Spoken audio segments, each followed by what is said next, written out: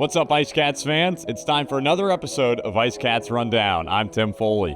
Well, the Worcester Ice Cats are back in action against the Reading Royals here tonight after last night's 4-3 shootout loss. I had the chance today to catch up with Ice Cats forward Colby Johnson, as well as Ice Cats defenseman Connor Welsh.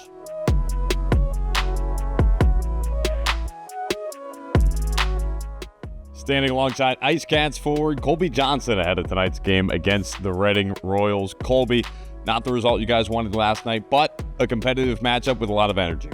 Yeah, it was a good bout. Had a lot of fun out there. I think there's going to be a little more animosity, a little more jump tonight.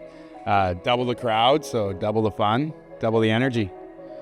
Talk about yourself here for a little bit. You came into town midway through the season, but you've been here for a little while now. How's it been getting acclimated to Worcester? It's been great. It's colder than I thought it was going to be. But, you know, I'm Canadian, so kind of reminds me of when I was younger coming to the rink, you know, all cold. But, yeah, it's good. It's a blue-collar town. It's kind of what I'm used to. So, yeah, I'm just looking forward to, like, more than half the season left and, you know, just kind of, like, giving the fans a show. And talk about your relationship with those fans. Feels like you've been really well received here so far in Worcester. Yeah, the fans have been great. They've really embraced me. It kind of feels like Gladiator, you know, win the crowd, win your life. But yeah, I mean, they love fights. They love like hard work, and you know, I just you know, come with a smile on my face, and I feel like that's well received. So yeah. And one more time against these Reading Royals tonight. What's it going to take to come out on top? We're just going to have to want it more. We're going to have to be disciplined, and we're just going to have to be locked in. Worcester Ice Cats forward, Colby Johnson. Thanks, Colby. Right on. Thank you. Here with Ice Cats defenseman Connor Welsh ahead of tonight's game against the Reading Royals. Connor, a tough loss last night, but talk about the game as a whole. Yeah, it was obviously not the way we wanted to finish, but overall, it was a great atmosphere in the building. It was a lot of fun to play in front of that type of crowd. So overall, hopefully we're going to see the same thing tonight, maybe even some more people. So just got to put more of a full 60-minute effort together and hopefully get 2 points. Talk about that atmosphere a little bit more, Ice Cats night. You were here for Ice Cats night last year. You were back in it last night. What is it about these nights just gets the fans crazy?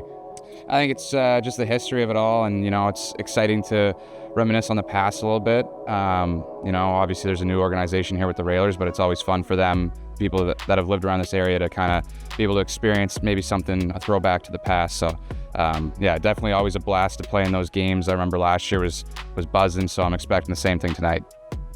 Something that's been unique for you this year, you've been largely lining up on the right side of the defensively alongside Griffin Lewis. What's that been like for you, a lefty, playing right defense this year?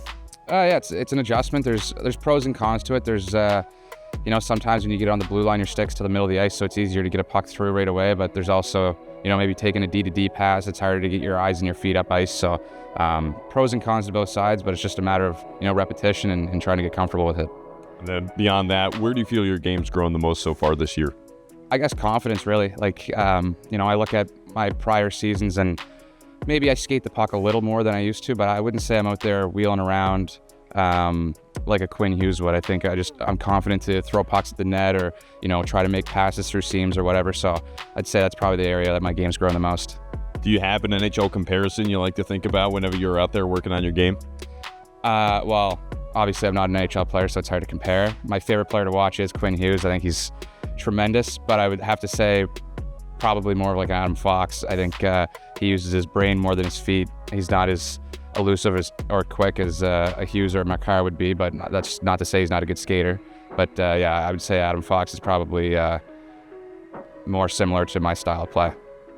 Being in a leadership role for this team, you've really had a sort of an eye on the locker room all year long. Talk about how you've seen the identity of this group grow here as the season's gone along.